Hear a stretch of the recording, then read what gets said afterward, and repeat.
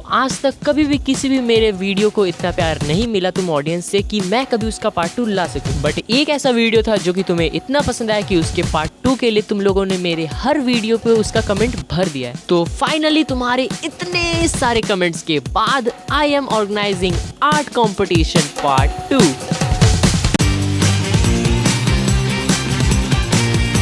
तो hey guys, welcome back to our art competition part 2। तो जिन लोगों ने भी पहला पार्ट देखा होगा या उसमें पार्टिसिपेट किया होगा उन लोगों को पता होगा कि पहले पार्ट में कितना ही ज्यादा मजा आया था। एंड मैं फिर से याद दिला दूं, इस पर 50+ लोगों ने पार्टिसिपेट भी किया था। बट एक बहुत बड़ा प्रॉब्लम ये हो गया था कि जब मैंने वो वीडियो दिया था उस टाइम पे काफी लोगों के एग्जाम्स चल रहे थे, जिसके वजह से बहुत लोग पार्टिसिपेट नहीं कर पाए, जो कि मुझे सच में बहुत ज्यादा बुरा लगा। बट उस चीज को हुए आज कम से कम 3 महीने हो गए हैं और अब तक तो काफी लोगों की छुट्टियां स्टार्ट भी हो गई होगी। इसीलिए इन कुछ दिनों में मुझे काफी सारे कमेंट्स आ रहे थे आर्ट कंपटीशन को लेकर। तो इसीलिए मैं सोचा कि चलो यार, लोगों की इतनी डिमांड है तो चलो पार्ट 2 लाते हैं। और इसका एक और रीजन ये है कि अभी कुछ टाइम से जो मैं बहुत सारे नए अच्छे कंटेंट्स ला रहा था उसे तो तुम लोग देख भी नहीं रहे थे, और बीच में मेरे एग्जाम्स आ गए, उसके वजह से और डिले पड़ गया। और अब जबकि सबकी छुट्टियां स्टार्ट हो गई है तो मैंने सोचा कि ये एक अच्छा ऑप्शन होगा नया स्टार्टिंग के लिए। और यार प्लीज इस वीडियो को ज्यादा से ज्यादा शेयर करना, सपोर्ट करना, क्योंकि तुम्हारे ही कहने पे मैंने पार्ट 2 लाया है। एंड इस बार कॉम्पिटिशन में मैंने एक ऐसा नया चीज लाया है जिसके वजह से वो बच्चे और बड़े भी पार्टिसिपेट कर सकते हैं जिनको आर्ट कंपटीशन में पार्ट लेना पसंद है। तो मैं क्या कह रहा हूँ, तुम्हें पूरा वीडियो देखने पे ही समझ आएगा। तो पिछले बार की तरह इस बार के कंपटीशन में भी कुछ ऐसे रूल्स है जिनको तुम्हें मानना पड़ेगा,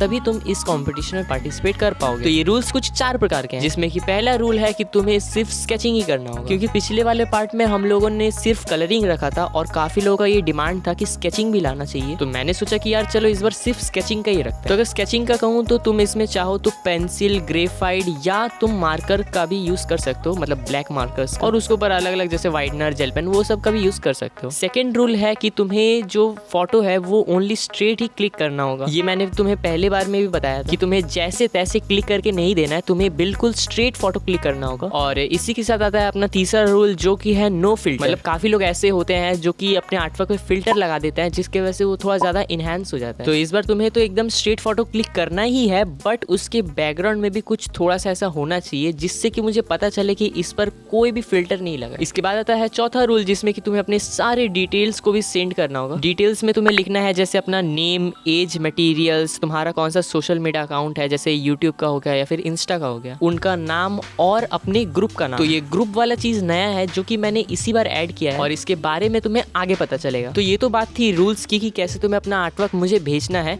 पर कहाँ भेजना है ये मैं तुम्हें अभी बताऊंगा। तो तुम्हें अपना आर्टवर्क सबमिट करना है मेरे इंस्टाग्राम आईडी पर, जिसका लिंक शायद मैंने डिस्क्रिप्शन या पिन कमेंट पे दिया होगा। और अगर तुम्हें लिंक से भी नहीं मिल रहा तो स्क्रीन पे जो आईडी है उसी पर तुम्हें सबमिट करना है। और हाँ, एक सबसे इंपॉर्टेंट बात कि पिछली बार ये बहुत ही ज्यादा प्रॉब्लम हो गया था कि काफी ज्यादा लोग सिर्फ हाई लिख के भेज रहे हैं या फिर ये लिख रहा है कि मैं कैसे सबमिट करूं, और एक बार मैसेज करने के बाद उनका मैसेज वापस से नहीं आ रहा था। और यही गलती तुम्हें इस बार बिल्कुल भी नहीं करना है, वरना तुम डिस्क्वालीफाई हो सकते हो। तुम्हें सबसे पहले अपना आर्टवर्क सबमिट करना है और उसके बाद अपना इन्फॉर्मेशन देना है। अगर तुम अपना आर्टवर्क पहले सबमिट करोगे तभी जाके मैं उसे एक्सेप्ट कर पाऊंगा, और ऐसा ना करने पे तुम्हारा उतना मेहनत से बनाया हुआ ड्राइंग मैं एक्सेप्ट ही नहीं कर पाऊंगा। सो प्लीज इस पॉइंट पे ज्यादा से ज्यादा ध्यान देना, क्योंकि मुझे भी पता है कि इन आर्टवर्क्स को बनाने में बहुत ही ज्यादा टाइम लगता है और मेहनत भी बहुत है इसमें। तो ये सारी बातें तो हो गई, लेकिन अब मैं तुम्हें बताने जा रहा हूँ कि इस कंपटीशन में कितने से कितने एज के लोग पार्टिसिपेट कर सकते हैं। तो इस बार के कंपटीशन में 8 साल से लेकर 28 साल तक के लोग पार्टिसिपेट कर सकते हैं। बट यही गलती मैंने पिछली बार किया था, जिसके वजह से ज्यादातर लोग जो फर्स्ट, सेकंड, थर्ड या फिर 10th रैंक के अंदर आए थे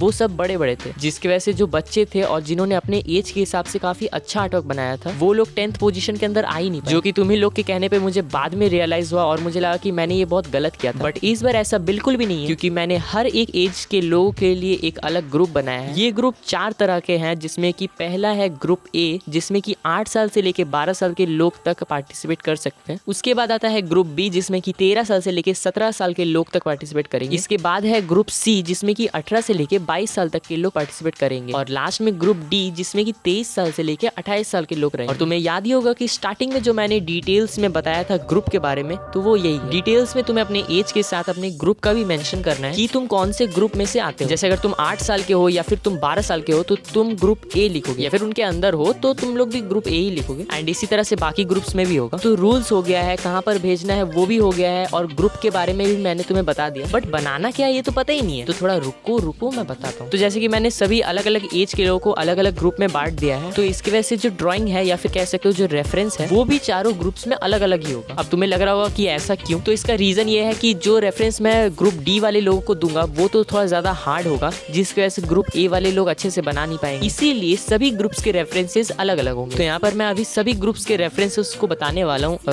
दिखाने वाला हूँ। तो अगर तुम्हें ये रेफरेंसेस और भी ज्यादा क्लीन चाहिए तो तुम कमेंट बॉक्स पे पिन कमेंट पे देख सकते हो या फिर डिस्क्रिप्शन पे, जहाँ पर मैंने सभी ग्रुप वाइज का अपने अपना मतलब रेफरेंस दिया हुआ है, लेकिन फिर भी मैं यहाँ पर बता देता हूँ। तो सबसे पहले है ग्रुप ए, जिनका रेफरेंस है ये ओकारुन का फ्रॉम डैंडरन, एंड यहाँ पर तुम देख सकते हो कि ये ऊपर में थोड़ा रेड रेड भी है, तो तुम चाहो तो इसे दे भी सकते हो या फिर तुम ब्लैक एंड व्हाइट में भी कर सकते हो। और हाँ, एक चीज ध्यान में रखना कि कॉपी करना इंपॉर्टेंट नहीं है, तुम चाहो तो अपने मन से कुछ भी छोटे मोटे चीजों को चेंज करके और भी अच्छा बना सकते हो। इसके बाद आता है ग्रुप बी का, जिनके लिए रेफरेंस है ये Rengoku from demon slayer. And हाँ, जैसे कि तुम अगर रेफरेंस जाके देखो तो तुम्हें पता चलेगा कि ये पूरा कलरिंग में है, तो इसलिए मैं तुम्हें पहले ही बता दूं कि कलरिंग में बिल्कुल भी नहीं बनाना। तुम चाहो तो black colour, marker, pen, sketch कुछ भी कर सकते हो, बट कलर नहीं करना है। और रही बात रेफरेंस की, तो तुम्हें इसे ब्लैक एंड व्हाइट में चेंज करके बनाना है। तो इसके बाद आता है ग्रुप सी, जिनके लिए है ये रेफरेंस फ्रॉम जेजेके मतलब जुजुत्सु काइसेन। तो ऐसे तो ये वाला रेफरेंस पहले से ही ब्लैक एंड व्हाइट में है, तो तुम्हें चेंज तो करना नहीं होगा। और हाँ, ये भी कि नीचे में जो तुम गोजो और सुकुना का जो फेस अलग से देख सकते हो, तो उसे ड्राइंग करना कोई कंपलसरी नहीं है। अगर तुम्हारा मन है तो तुम कर भी सकते हो, नहीं भी कर सकते हो, वो तुम्हारे ऊपर है। अब इसके बाद आता है रेफरेंस ग्रुप डी का, जिनके लिए है ये chainsaw man from chainsaw man, and ये भी कलरिंग में है, जिसे तुम्हें ब्लैक एंड व्हाइट में चेंज करके बनाना। तो अब बात करते हैं सबमिशन डेट की। तो तुम्हें अपने आर्टवर्क को सबमिट करना है इसी महीने, मतलब मई के 17 तारीख से लेके मई के 21 तारीख के अंदर। और हाँ, डेट पास हो जाने के बाद जो लोग भी सबमिट करेंगे उनका आर्टवर्क रिजेक्ट हो जाएगा। तो देखो यार, 2 वीक का टाइम है, आराम से बैठ के बनाओ, बट हाँ, टाइम का भी ध्यान रखना। तो अब बात करते हैं रैंकिंग के बारे में। तो कंपटीशन में हिस्सा लेने वाले जितने भी लोग हैं, उन सभी का जो आर्टवर्क है वो मैं जरूर दिखाऊंगा रिजल्ट में, बट उनमें से कुछ टॉप 10 लोग चुने जाएंगे जिनका नाम भी मेंशन रहेगा, और उनको छोड़ के जो बाकी लोग हैं उनका नाम मेंशन नहीं रहेगा, सिर्फ आर्टवर्क रहेगा। और ये चीज चारों ही ग्रुप में होगा। और यार एक और बात की, पिछले बार में हम लोगों ने सिर्फ एक ही ग्रुप टाइप ऑफ करके बनाया था, जिसमें कि फर्स्ट सेकंड थर्ड चुने थे, बट इस बार 4 ग्रुप है, इसलिए सिर्फ फर्स्ट को ही चुना जाएगा। अगर उनमें से मैं